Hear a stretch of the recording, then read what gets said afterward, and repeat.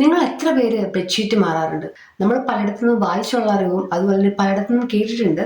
Pillow cover ആഴ്ചയിൽ മാറ്റണം മാറ്റണം, അല്ലെങ്കിൽ നമ്മുടെ ഫേസിൽ പിമ്പിൾസ് വരും, അങ്ങനെ കുറച്ച് കാര്യങ്ങൾ. പക്ഷേ പില്ലോ കവർ മാത്രം മാറ്റുന്നതിലല്ല, ബെഡ്ഷീറ്റും മാറ്റണം. നമ്മളെല്ലാവരും ഹെൽത്ത് കോൺഷ്യസും അതുപോലെ തന്നെ ബ്യൂട്ടി കോൺഷ്യസും അല്ലേ? നമ്മൾ നല്ല ഭംഗിക്ക് വിരിച്ചിട്ടിരിക്കുന്ന ബെഡ്ഷീറ്റിൽ നമ്മുടെ കണ്ണുകളിൽ കാണാത്ത കുറേ പൊടികളുണ്ട്. പൊടികൾ മാത്രമല്ല, ബാക്ടീരിയാസ്, അതുപോലെ തന്നെ എണ്ണമയം, ഡെഡ് സെൽസ്, ഇവയൊക്കെ ബെഡ്ഷീറ്റിലുണ്ട്. കൂടാതെ നമ്മുടെ ശരീരത്തിൽ നിന്ന് ഏകദേശം 40,000 ഡെഡ് സെൽ വരെ ഒഴിഞ്ഞു പോകുന്നുണ്ട്. ഇക്കാര്യം നിങ്ങൾക്കറിയോ?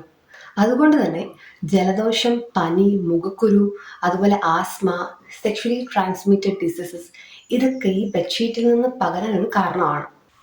ഇപ്പൊ മനസ്സിലായില്ലേ ബെഡ്ഷീറ്റ് മാറ്റേണ്ടത് നിർബന്ധമാണെന്ന്? അതുകൊണ്ട് ആഴ്ചയിൽ 2 പ്രാവശ്യമെങ്കിലും മാക്സിമം നിങ്ങൾ മാറ്റണം.